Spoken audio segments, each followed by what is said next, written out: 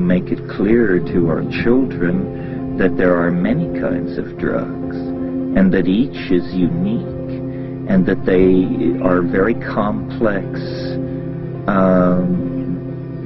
factors in human behavior. In other words, to sit around saying this drug is good, this drug is bad, is a fool's game. Every drug is complicated. Every drug has its abusers, and every drug has the people who seem to profit by its application. Some appear easily adapted for reasonable purposes by most people.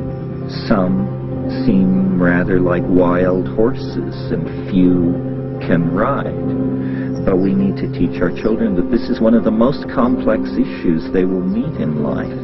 Besides the expression of their sexuality and the problem of how they're going to earn a living, how they shall relate to stimulation in the cultural environment is a major factor determining whether they reach maturity, psychological health, and a sense of personal well-being. So we've totally failed with this. We have not educated our children. And so the legacy of this is a lot of social problems and unhappy families and people whose full potential is delayed by episodes of drug abuse and so forth and so on.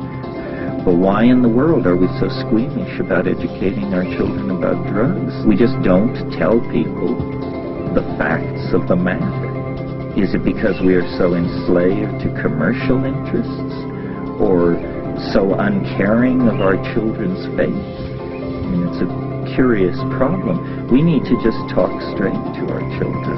For example, if you raise a child in such a fashion as to not hide from them the facts of life, then conversation around the dinner table may revolve around the fact that so-and-so has had to go to rehab for their severe alcoholism, and so-and-so disgraced themselves at a dinner party the other night because they abused alcohol, and the child begins to get a picture that, aha, the world of adults is fraught with these complex factors, and not all negative. If a child hears the psychedelic experience spoken of positively, they will naturally have an interest in it. I don't buy the theory that every generation is rejected by its children. I think that has happened recently and tragically in certain high-tech industrial democracies. But to assume that a parent cannot hand on wisdom to a child without rejection is preposterous. And in raising my own children, who seem, knock wood, to be doing fine, I've simply not only shared with them the facts of the matter, but shared with them the fact that the distinction between adult and child is largely artificial. In other words, much of the world confuses me. Much of social situations, sexual dealings, drugs, I find myself wishing somebody had educated and explained it all to me. You don't ever suddenly understand, you know. We all carry with us into life blank spots in our understanding. So I consider myself at age 50 to be in a state of prolonged adolescence and ever learning and assimilating and passing on to young people, which is, I don't say child, I don't say adolescent, I say young people, whatever I know, and learning from them similarly.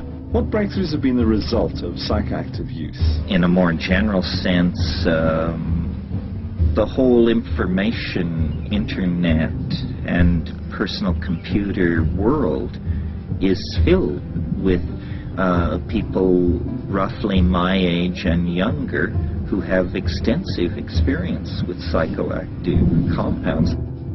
Terence, you've traveled to many dimensions. Do you have a favorite?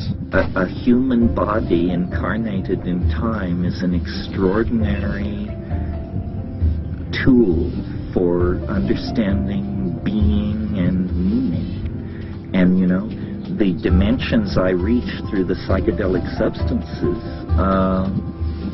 it's my human body and my brain metabolism that opens those doorways to me. Martin Heidegger said, an organism is neither a thing nor a process, but an opportunity opening on to the infinite. And I would apply that to human existence and name it as my favorite dimension.